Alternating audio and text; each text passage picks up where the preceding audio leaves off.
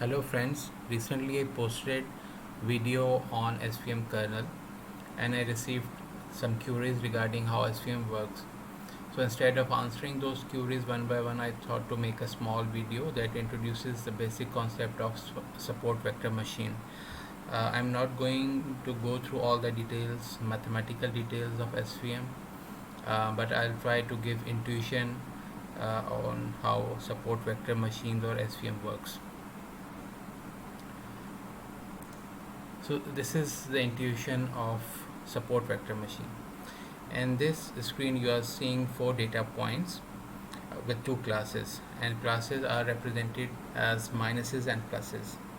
So if you ask someone to classify these 4 points, uh, different people can find different classifiers to classify these 4 points. So let's say if you ask me, I can find this line that perfectly classifies these four examples.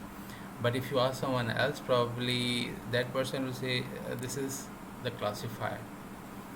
Um, and it seems there are infinite possibilities to classify these four data points. So some are shown over here, like this one, probably this classifier, this classifier. So there are numerous possibilities. But if you pass these four data points to ID tree, probably ID tree will find a straight line, because ID tree usually classifies uh, samples or draw classifier line which is parallel to axis. But if those 4 points were passed to k nearest neighbor, it will find this type of classifier because it tries to um, find mean distance between the classes. So this would be probably the decision boundary for these four classes. And this is for neural network can find arbitrary decision boundaries based on number of layers and different neurons, number of neurons. So probably this would be the answer. But the goal of SVM is to identify an optimal separating hyperplane which maximizes margin between different classes. So what I want to say over here is this one. So SVM is actually based on widest street approach, and it means it tries to find a line that maximizes the difference between positive and negative examples. So over here this is the line for negative examples, and probably this is the line for positive examples. So it tries to find distance or classifier at the mean of this margin line.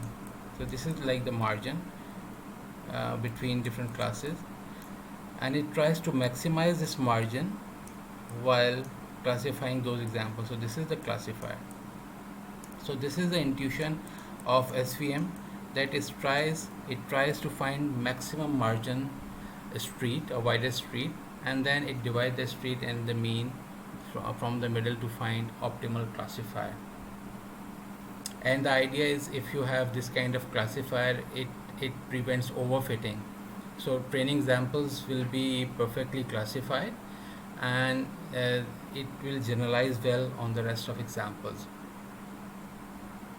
So there are a lot of constraints in finding in those these lines. These are called gutters, or you can call margin lines, and this is the median line. But how to find this line? This is the problem of SVM, and SVM tries to answer this question purely mathematically.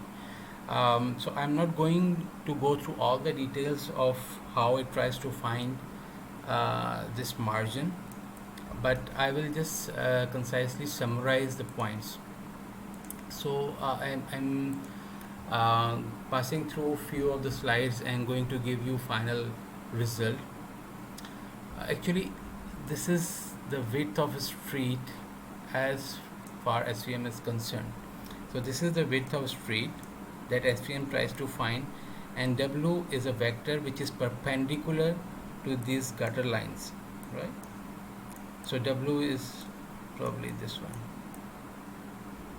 This is a W vector, and the width of this W vector is given by 2 over norm of W. So there is mathematical derivation behind this. I will probably do that derivation in another video, but for this video I am just going to summarize. So this is the width, and so SVM tries to maximize. So it actually tries to maximize this value 2 over W, right? So this is it, and this problem can equivalently be written as minimizing W, because over here it's 2 over W, so its reciprocal is over here. So instead of maximizing, we can say that minimize norm of W, and for mathematical convenience we can say that minimize half of W square. Half is used over here because when it's used in next steps, this 2 will be cut off by the derivative in Lagrangian. But this is like here for understanding, we can say that it's for mathematical convenience we are saying that, right? So this is the optimization problem, trying to minimize one half of a vector which is perpendicular to this gutter lines or margin lines, right?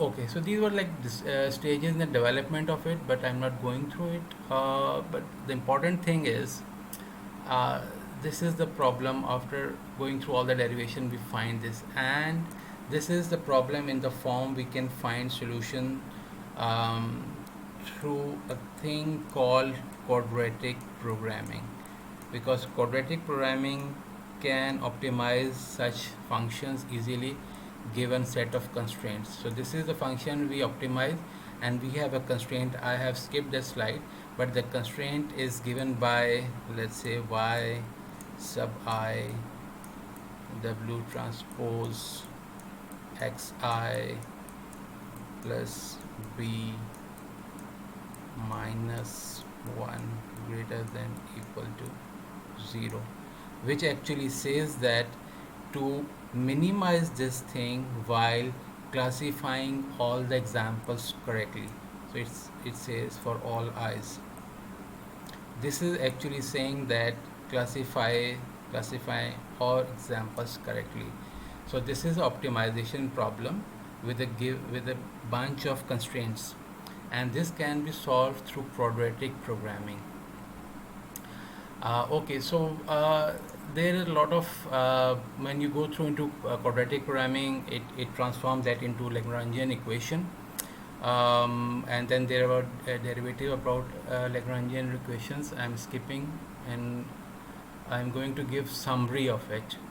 So initially we started from here, like width is given by 2 over norm of W, and this was constraint I told you before, and this equation is transformed into this minimization, which is equivalently saying that instead of maximize, minimize this thing, and this is then solved through thing called quadratic programming. And when we do quadratic programming, this problem transforms into this equation. I'll just try to explain this equation. So here alpha i's are Lagrangian multipliers, and this is again alpha I, yi, alpha j. Yi, yj are labels for examples xi and xj, and then the vector xi and xj. So actually this equation is like summation of alpha I, alpha j, which are scalar numbers, then yi and yj are -1 or +1 for two classes, and xi and xj is a vector, is a data point we have in our data set, right? And when you actually, these things, constraints are given in this form. I have skipped a slide why this constraint is coming, but it turns out that most of alpha i's or Lagrangian multipliers are zeros in this equation when we try to maximize this thing, which implies that only few vectors with non-zero alphas matter in finding solution or decision boundary, while most of vectors do not, thus building a machine with few support vectors. So this is support vector actually, which is helping us to find this line because they are on the line, right? and if we have other bunch of data points over here, Lagrangian multipliers would be 0. So they will have no weight in finding solution or finding this optimal line. Alpha here again will be 0, and this alphas would be non-zero only for this 3 point in this given equation, which are called support vector, thus building a machine based on these support vectors which finds optimal margin classifier. Right, again important thing over here is to note that this whole function, this optimization function, these are bunch of scalars. It's based on the dot products of pair of data points or vectors. So these are two vectors in our data points. So this just shows that the whole importance of maximizing this optimization function lies on these two vectors. It's a dot product, and when I say it's a dot product, as we know that dot product is projection of one vector onto another. So it's a kind of similarity measure, because dot product is 0 for orthogonal vectors, and if they are in the same direction we'll have big number. Right, so this is how this support vector machine actually works, by maximizing this function given a bunch of constraints, and whole of this support this optimization function is based on dot products of pair of examples.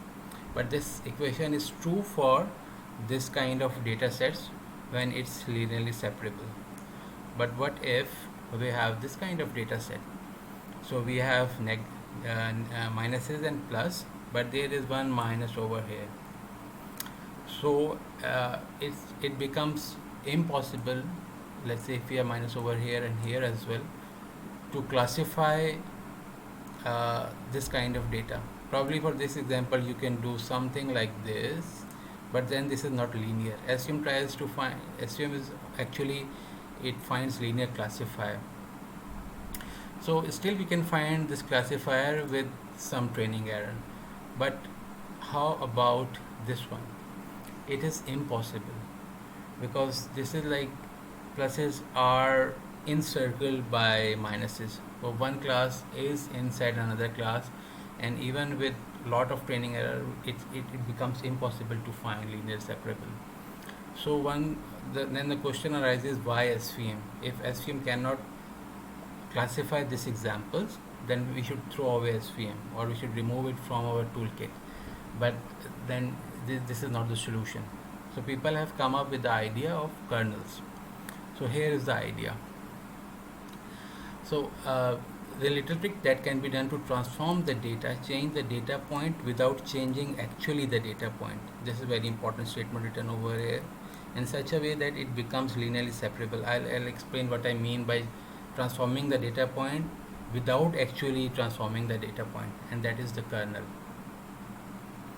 Actually we define a function phi, and phi takes those data point into supposedly higher dimension space.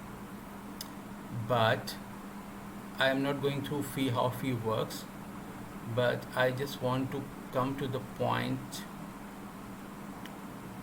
that we have this equation. This equation I explained earlier, and this is for linear classifier. What kernel says that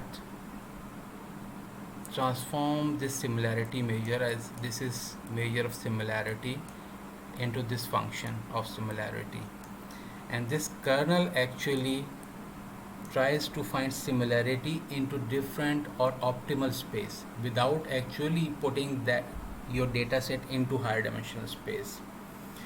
So let's say this is called actually kernel.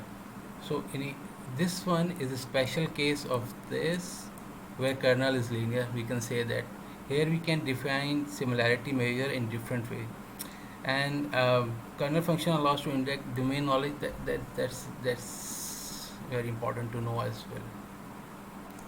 But this is like finding similarity into a different space. So instead of transforming the whole data set into higher dimensional space, we just find this similarity measure or dot product into different space, and then project back the results, and then it becomes linearly separable. So these are like some of the kernels which are usually used. Gaussian kernel is like a Gaussian distribution. We can see over here. Here is 2 over sigma is over given over here. So instead of using simple dot product, this similarity measure is kind of this one. Polynomial is pretty much used, um, but the problem is it actually scale it doesn't scale very well when you have lot of data points and with lot of dimensions. Radial basis functions can give very good results as well. So this is like how these kernels work. So I'm not going to in the Python code of it, but just to show you few results. So when you have, this is iris dataset, famous iris dataset, and I am just showing result with two features, sepal and sepal width. These are three classes. So when you pass this example through linear kernel, we will find this kind of classifiers. If you can see that it just draws lines. But when you have radial basis function, it finds like this one, and this is very interesting, polynomial kernels of degree 3. So it, and if I change the degree, you can see that it tries to maximize minimize training error. So this is just like a brief introduction of how SVM works and what is kernel. So kernel is actually taking similarity measure into different into higher dimensional space without transforming the actual data points. And the idea is that in higher dimensional space, similarity measure would give you SVM strength to classify non-linearly separable data into linearly separable data. So thank you.